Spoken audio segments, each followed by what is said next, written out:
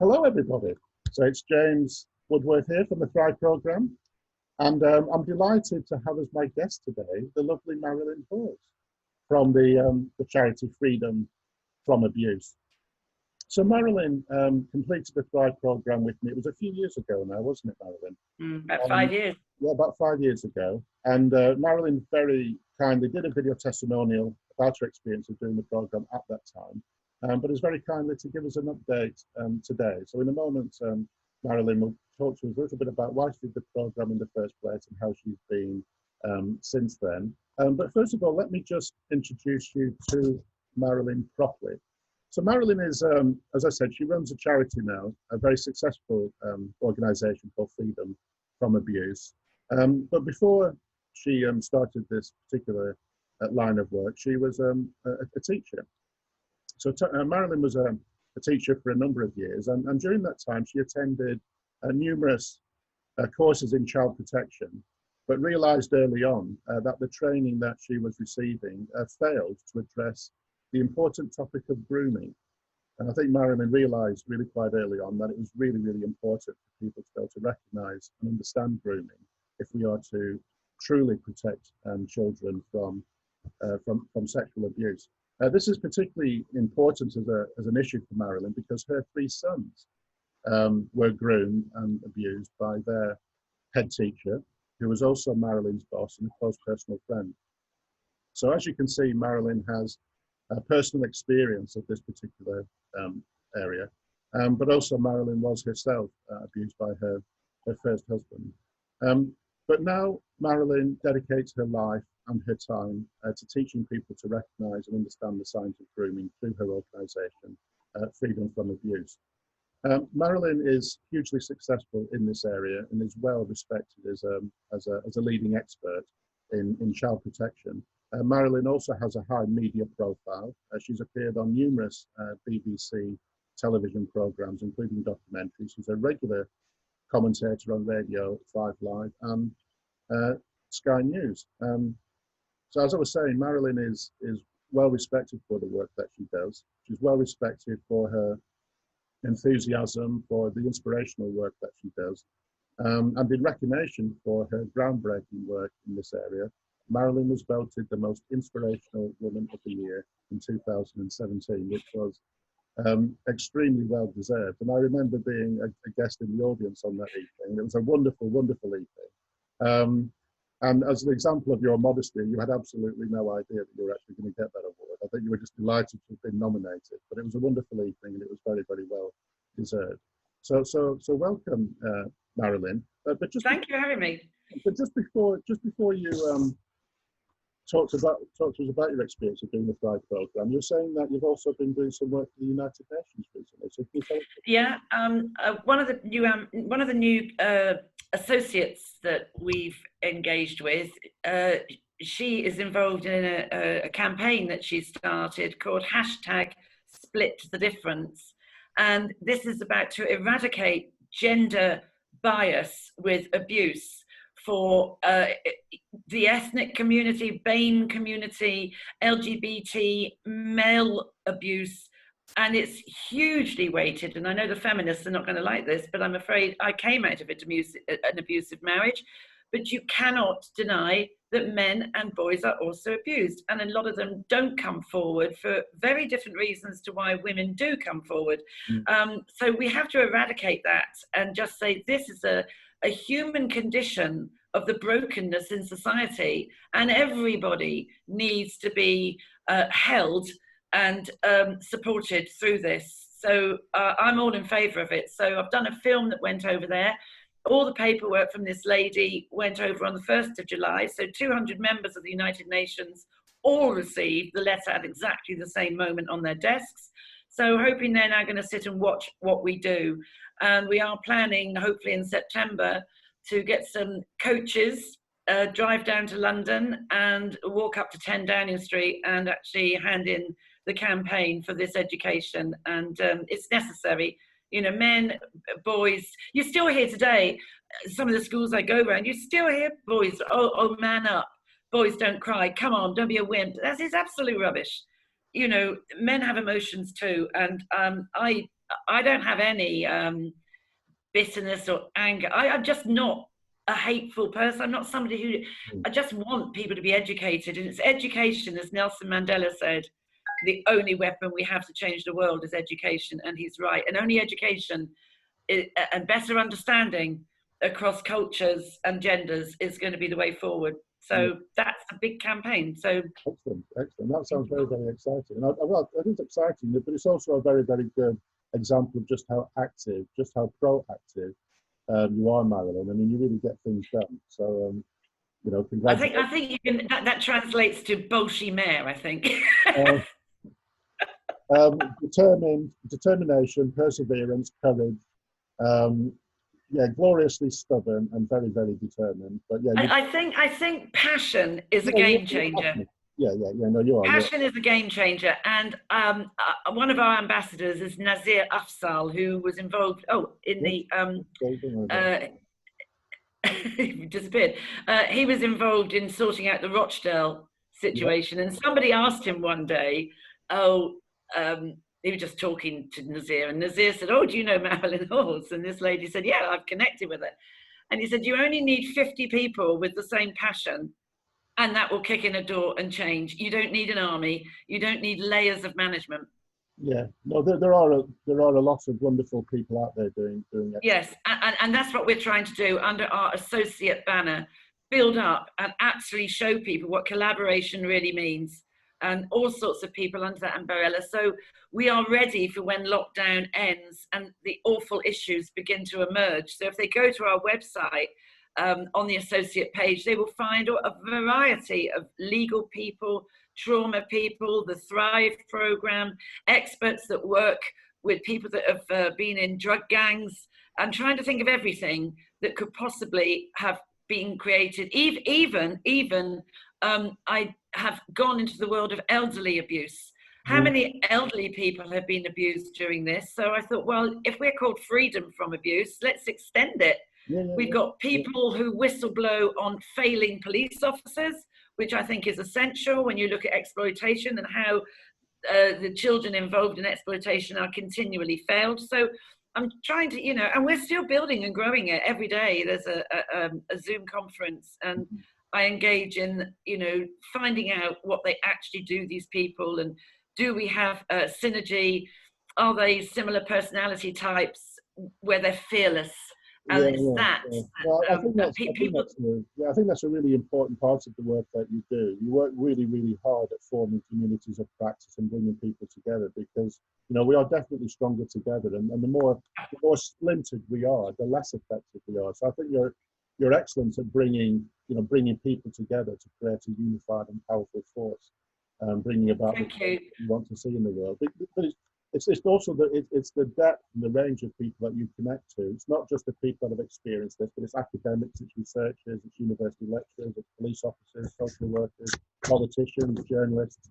I mean, you've approached a full range of people, and I think that's one of the reasons why you're so successful, is because of the number of different types of people that you've connected to and brought together to help you in your work. I am passionate about people leading a healthy, well-being life, free of the anxiety that I experienced all my life and the nervous conditions I had.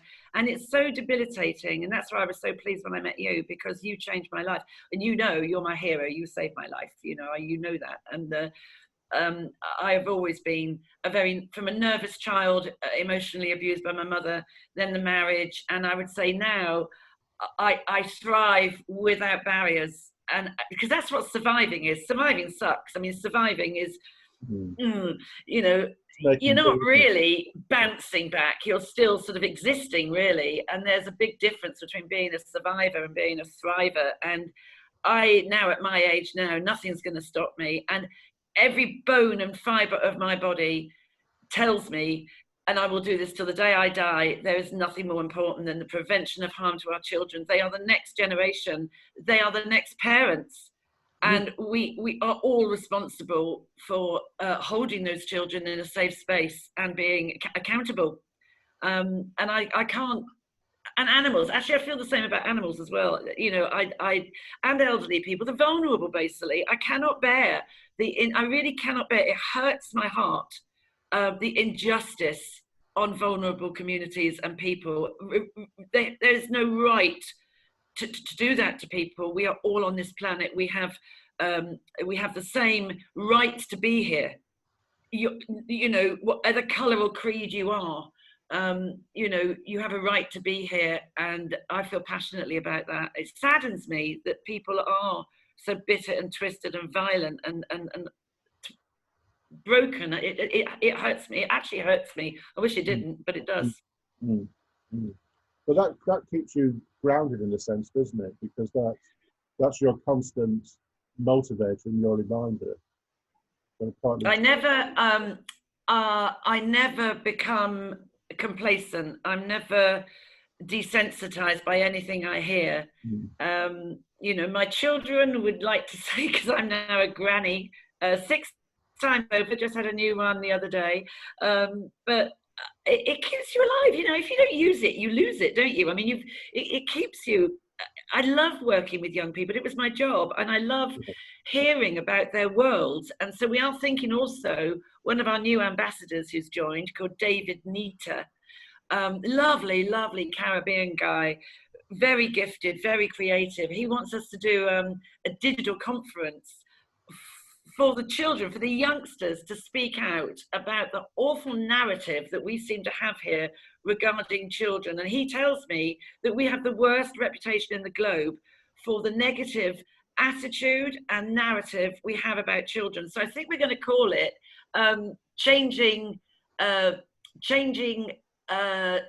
child narrative, and letting youngsters come and speak. And if you like, actually shaming the adults. It's disgraceful the way I hear it when I go around schools and different organizations. You think, you what? Did I hear that right? Are you serious? And parents, I mean, be the child, be the child. Would you want someone to speak to you like that? What would you do now if somebody did? You'd probably flatten them. They can't. And it really upsets me. But yeah, no, I mean, every case is an individual. You can't lump them all together. Everybody, you know, I mean, this guy that abused my children said, we are unique. We are all unique and therefore special, which is true. But I think his word special had a different connotation. So, you know, you also had, I mean, people say to me sometimes, oh, you bring humor into your courses. I would go insane if I didn't. You know, even funeral directors have a black sense of humor. You know, you have to have a gritty sense of humor to try and make light of something that is so toxic, so black, so horrible, that you have to sometimes lighten it. Because I don't believe you need, if you are a victim, which I don't actually like, I'd rather say impacted. If you have been impacted by life that has broken you, harmed you, damaged you, set you on a trajectory that is not where your plan was, you can thrive. You do not need to make it your best friend. You can overcome it, but it depends on whether you want to or not. And some people would say, oh, I think you're out of order. No, I'm not out of order. I have gone through hell over my life, and I was determined to overcome it. And I couldn't overcome it until I met you, James. You know that. I had 8 different therapists. None of them worked. Yeah. So tell me a little bit about that, because like you're saying, you had lots of therapy in the past. When you look back on that now, why do you think that particular path was so ineffective for you personally? Because it kept going over the scab. All it did was, I don't want to go back. I know what happened. I pretty much know why it happened. And even if I don't know why it happened, do I need to? Because it happened. So do I need to really understand why my mother was always disapproving of me? And I always say to people, I did a conference the other day, do be careful what comes out of your mouth. We have 2 of these and 1 of these. Use them in that measure, you know? And I can still remember my first words. I remember my mother saying to me, I was about 3.5. I can still remember what I was wearing. I had a little turquoise t-shirt and shorts, and they had little polka dots on them. And I had pooed my pants. I was only 3.5. And I remember my mother saying, you should be ashamed of yourself. I can still remember it. So it must have cut deep. And that was her mantra for the rest of her life, on top of which was, I fail to be able to control you. Well, why would you want to? And I was always incredibly anxious and nervous, never good enough, always compared to my sister, who was the golden goose, apparently. But, you know, and it was like that all my life. And so I've never really had a high opinion of myself, or any opinion. I never thought I was good enough. So how was the Thrive program different then? So having experienced therapy and then coming into the Thrive program, which is not therapy, we take a coaching approach. How was that different? How was that approach? It does change. I don't know how it works. All I know, it does work. I mean, all the other therapists were, oh, tell me how it felt. And I walked out of 4 because I said, I was so angry. I said, well, excuse me, you know, how do you think it felt? And I was a bit stronger than that, you know, how do you think it friggin' felt? You know, I have basically gift wrapped my children and handed them to a paedophile. Oh yeah, it feels amazing. You know, how do you think? Don't ask me how it feels. And I just used to walk out. I said, I can't do business with you. And I'm astonished and appalled. And one woman said to me, oh, child abuse. So that made me feel awful straight away, because I thought she was judging me. And she said, oh, what? I really deal with divorce. I said, that's a walk in the park, let me tell you, because I've done that as well.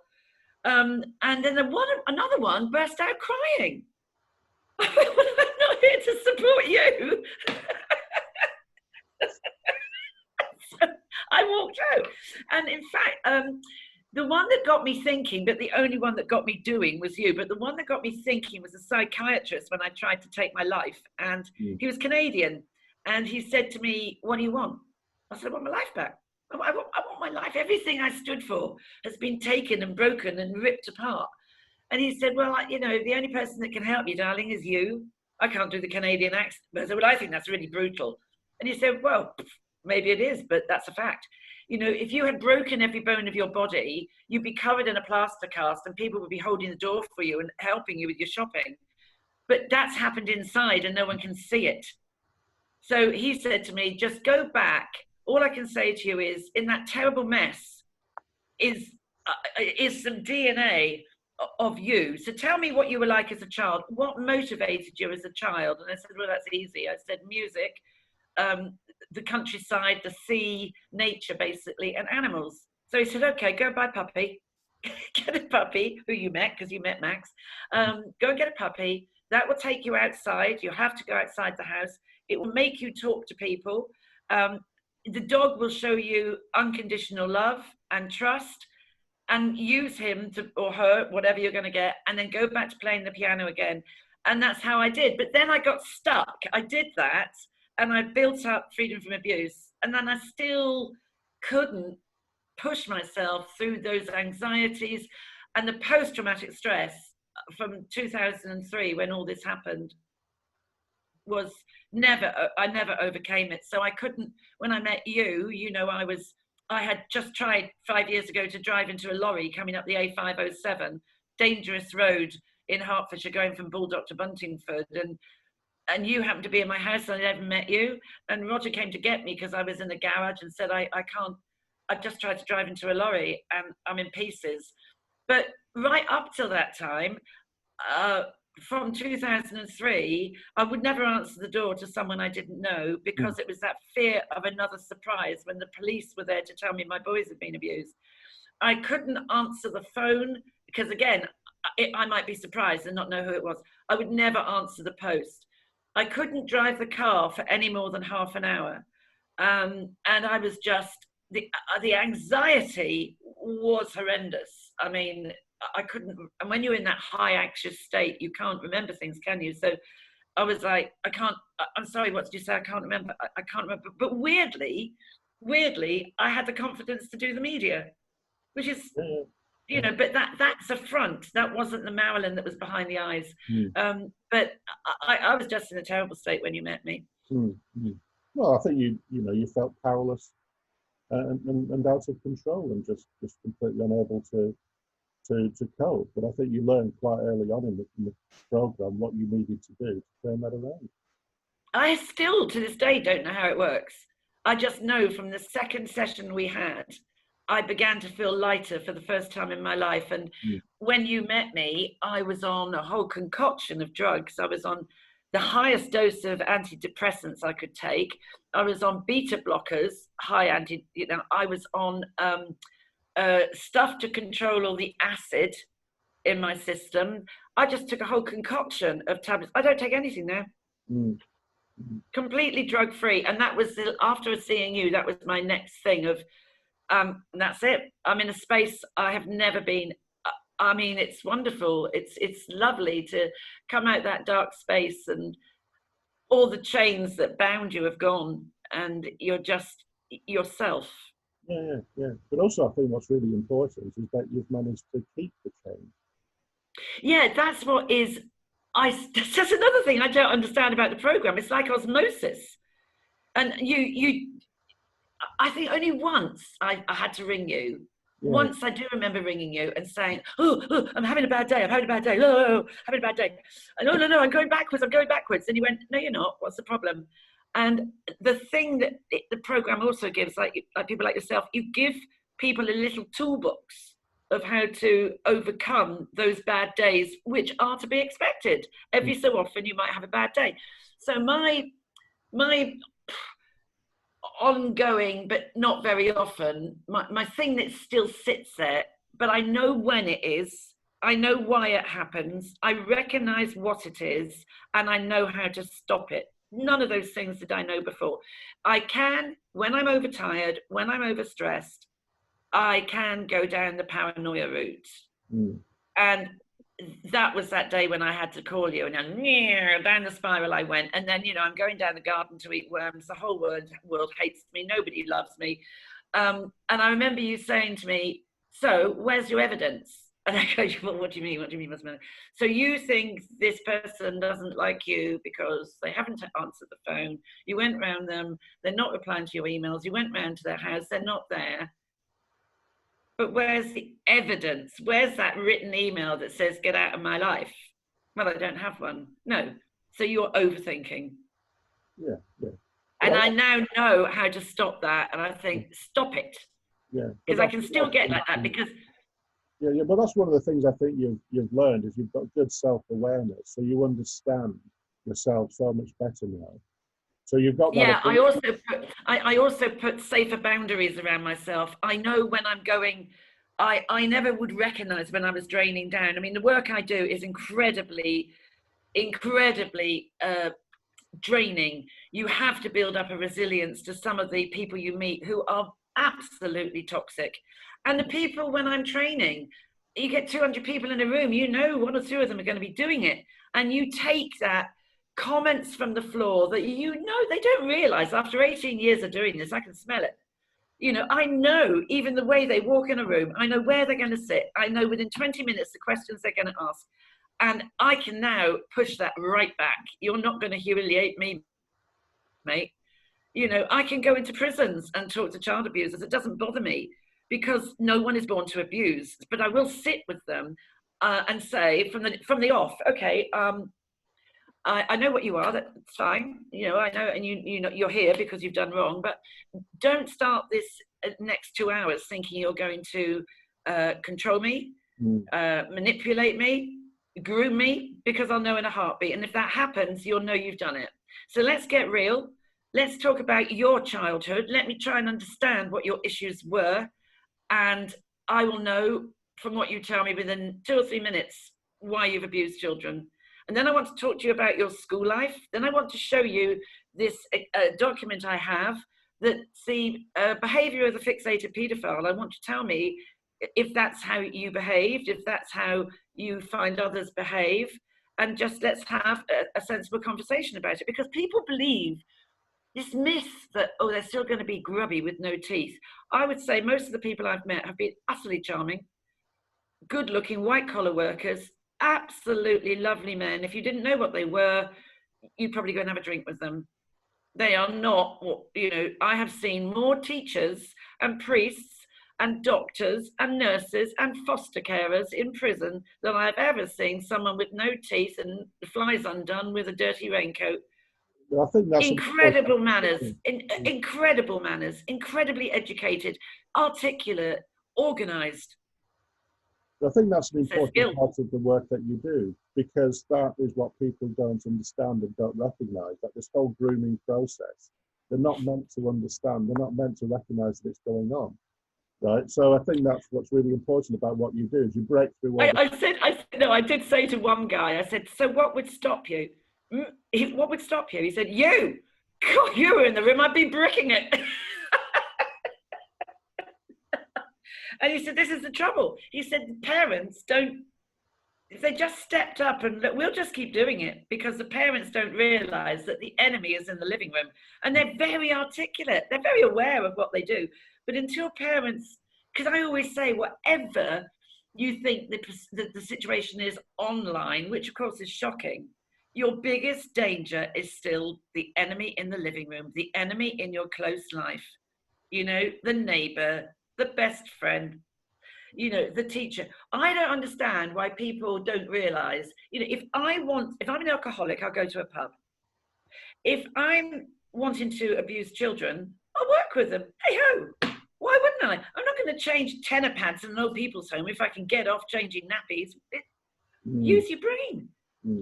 You know, and the number that actually have chosen their career by the age of 16, you know, to be, and of course all this stuff goes on in the schools, in the hospitals and all that, because this is the rubbish about procedures and policies.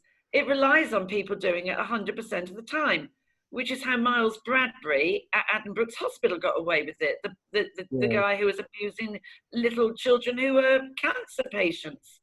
He groomed the nurses. Everybody thought he was lovely. But you've been very vocal about raising issues about the gaps in safeguarding training, in its inability to actually address grooming. Because if you can't recognise the signs of grooming, then you can't protect children from abuse.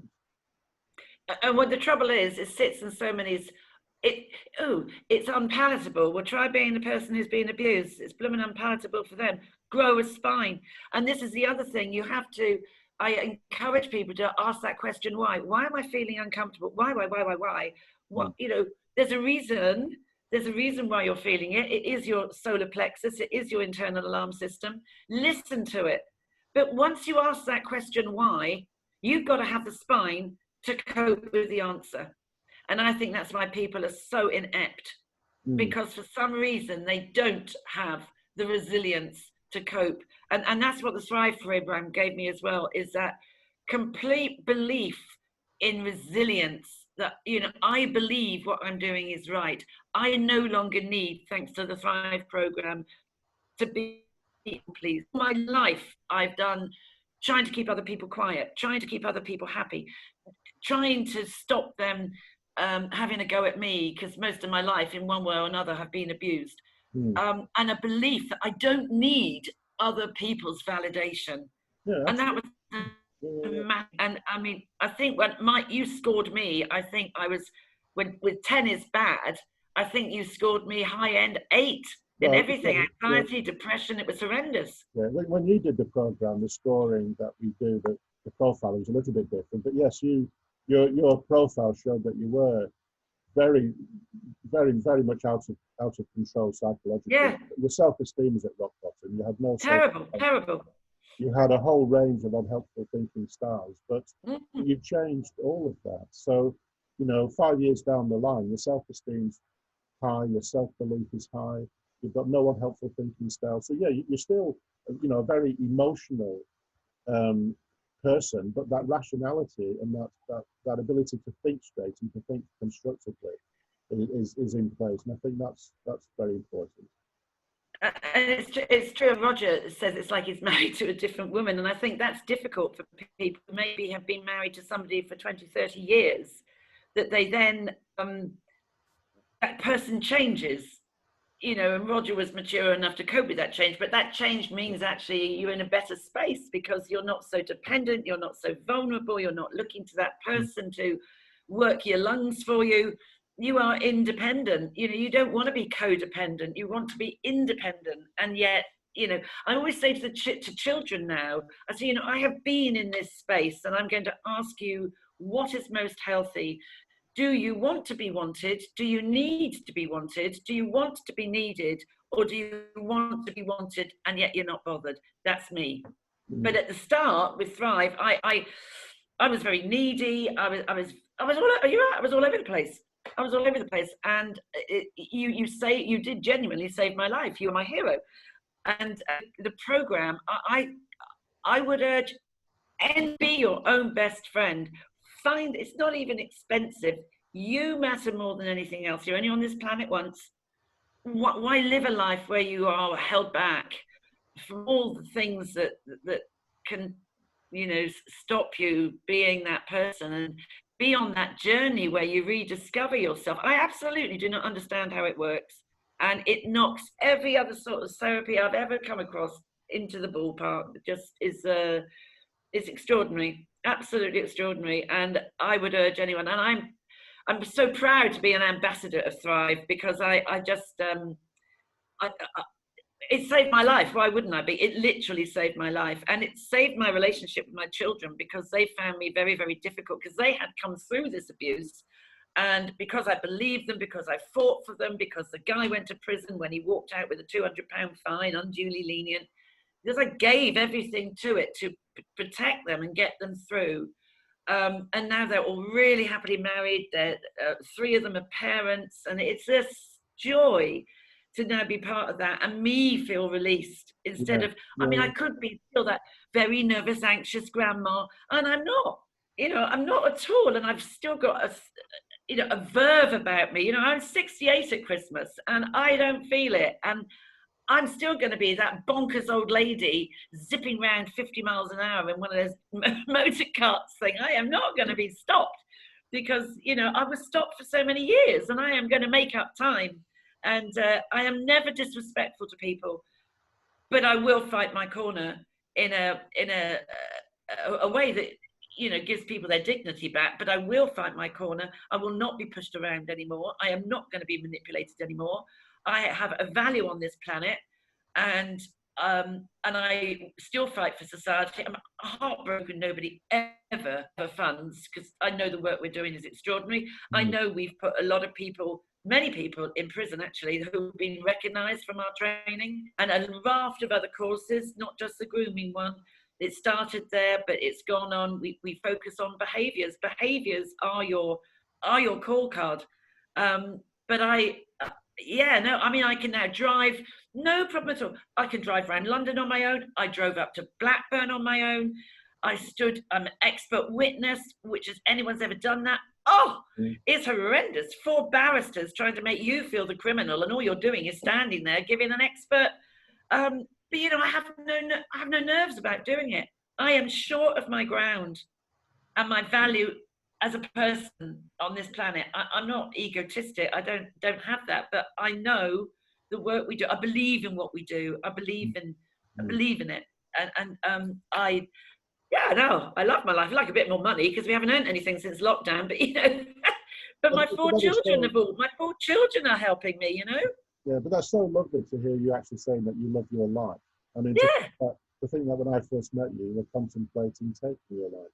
And now you can. And I tried several times. I'd stockpiled on paracetamol, and I thought, I won't jump off a bridge. I don't want to hang myself or anything like that. I still want to die with my makeup on, but then someone told me that actually if you drink whiskey and paracetamol, it's a horrible death.